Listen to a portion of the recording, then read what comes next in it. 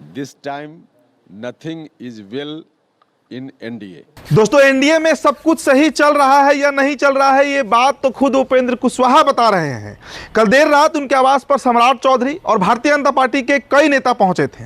अब वहां पर जो मुलाकात हुई, उसके बाद मुलाकात करके जब बीजेपी के नेता निकलने लगे, तो उसके बाद भारतीय जनता पार्टी के नेताओं से जब पूछा गया कि इस आनन फानन में जो मुलाकात हुई है, जो बंद कमरे में बातचीत हुई है, उसका क्या उद्देश्य था। अब देखिए, इस पर भारतीय जनता पार्टी के नेता जवाब देने से बचते हुए दिखे, लेकिन दूसरी तरफ उपेंद्र कुशवाहा ने क्लियर कह दिया कि all is not well in NDA, सब कुछ सही नहीं चल रहा है। इसकी जद में क्या है, ये इस वीडियो में आपको हम बताएंगे, लेकिन उससे पहले हम चाहेंगे दोस्तों कि उपेंद्र कुशवाहा का आप जरा ये बयान सुन लीजिए। तमाम ने कुछ नहीं कहा। आप क्या कहेंगे सर? आप क्या कहेंगे सर? क्यों मिलने आया गया था सर? लोगों से पूछते हैं कि क्या कहा।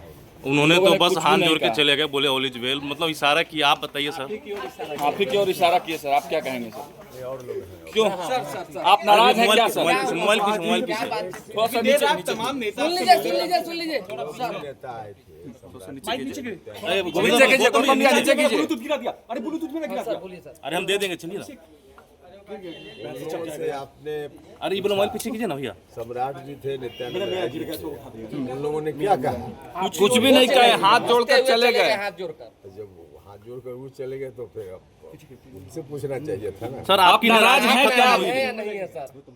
नाराज और प्रसन्न होने का कोई मामला नहीं है, आपको उनसे सवाल पूछना। जिन सीटों पे सर आप दावेदारी कर रहे हैं उस पे आपकी विचारधारा है, उस विचारधारा पर आप डटे रहते हैं। आप तूफानों से लड़ने की बात कहते हैं उपेंद्र जी, तूफानों से लड़ने की बात कहते हैं। रुकना धीरज।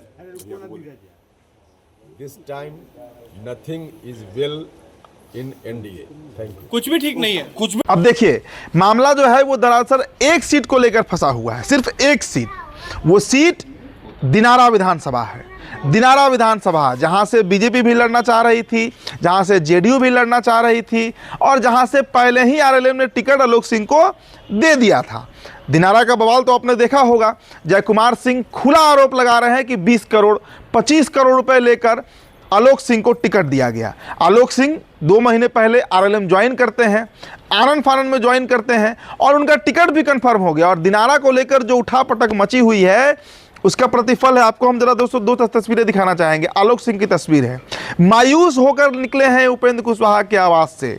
देखिए, सबसे बड़ा जो मुद्दा है वो पैसे का मुद्दा है, क्योंकि अब तो खुलेआम इसकी चर्चा बिहार में हो रही है। अब तो जयकुमार सिंह ने खुला कह दिया कि 20 करोड़ रुपए लेकर आलोक सिंह को उपेंद्र कुशवाहा ने टिकट दे दिया। जदयू में ये कल्चर नहीं था। दूसरी तरफ राजपूतों का एक बड़ा लॉबी, एक बड़ा जो तबका है, वो विरोध भी कर रहा है। अगर जयकुमार सिंह को भी नहीं देना था तो राजेंद्र सिंह लड़ लेते वहां से। लेकिन जब सीट बंटवारा हुआ और दिनारा आरएलएम के कोटे में गया, तो ये क्लियर हो गया कि वहां से आलोक सिंह ही चुनाव लड़ेंगे। अब इसके चलते पूरे बिहार के जो राजपूत समाज के लोग हैं, उन्होंने बवाल काटा। नीतीश कुमार की भ्रिकुटी तन गई। जो परसों से कार्यक्रम चल रहा है बिहार में, वो आप सब देख रहे हैं। तो इस बीच सब कुछ एनडीए में सही सच में नहीं है। देखिए, अभी से कुछ ही मिनटों पहले उपेंद्र कुशवाहा 8:15 की फ्लाइट से दिल्ली निकले हैं। उनको दिल्ली कॉल हुआ है, और वहां पर आज संभावना है कि वो देश के गृह मंत्री और बीजेपी के जो सबसे बड़े नेता हैं अमित शाह, उनसे मुलाकात करेंगे। कुशवाहा जी दिल्ली रवाना हो रहे हैं। दिल्ली जा रहे हैं। एनडीए जो कुछ भी अभी तय कर रहा है, उसके संबंध में विमर्श का कुछ मुद्दा बाकी है। इसी विषय पर बात करने के लिए दिल्ली जा रहे हैं, और सब कुछ ठीक हो जाएगा, इस उम्मीद के साथ, इस विश्वास के साथ जा रहे हैं। महुआ से उपेंद्र कुशवाहा की पार्टी चुनाव अब ये बाकी चीज लौट कर बात करेंगे। बाकी चीज लौट कर सब हो जाएगा। हमने कहा ना कि सब ठीक हो, हाँ, तो सब हो जाएगा, ठीक हो जाएगा। सर, जो बातें सामने आई, महागठबंधन को एक मौका मिल गया। नहीं, माननीय उपेंद्र जी अभी बताए ना। मुलाकात का उद्देश्य यही होगा कि आरएलएम जो दिनारा लड़ने जा रहे थे, कि हम तक जो खबर है, आलोक सिंह का टिकट दिनारा से कट चुका है। बड़ा क्लियर है कि दिनारा किसी भी परिस्थिति में अब आलोक सिंह नहीं लड़ने जा रहे हैं।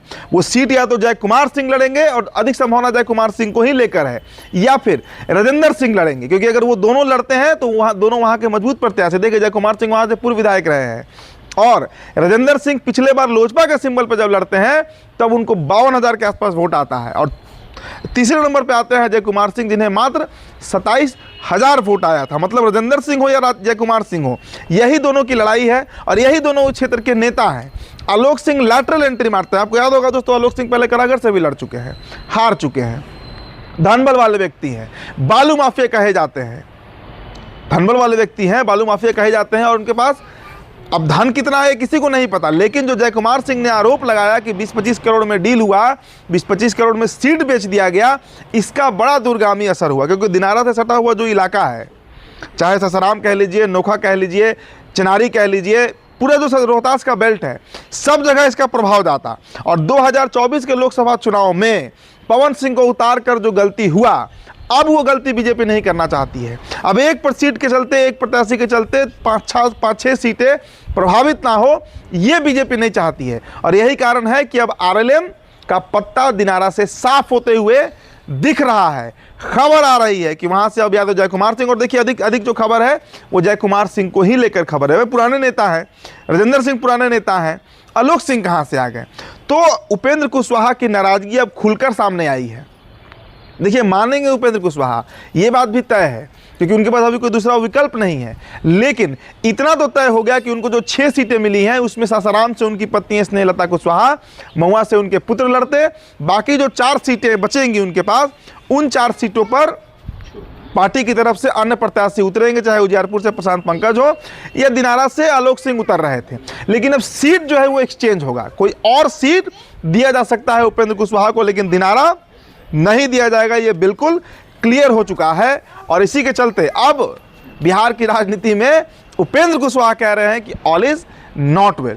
तो आज शाम तक बड़ा तस्वीर और क्लियर हो जाएगा। बीजेपी ने प्रत्याशी की सूची जारी कर दिए हैं, जेडीयू की तरफ से भी ताबड़तोड़ सिंबल बांटा जा रहा है, सिर्फ दिनारा को लेकर पेश फंसा हुआ है। अब देखिए क्या होता है, क्योंकि वहाँ संगठन जेडीयू का है, बीजेपी का है, तो क्या फैसला आता है एनडीए की तरफ से, संगठन की तरफ से, पार्टी की तरफ से, वो भी आपको हम अपडेट करेंगे। फिलहाल दोस्तों इस रिपोर्ट में इतना ही। बहुत बहुत शुक्रिया।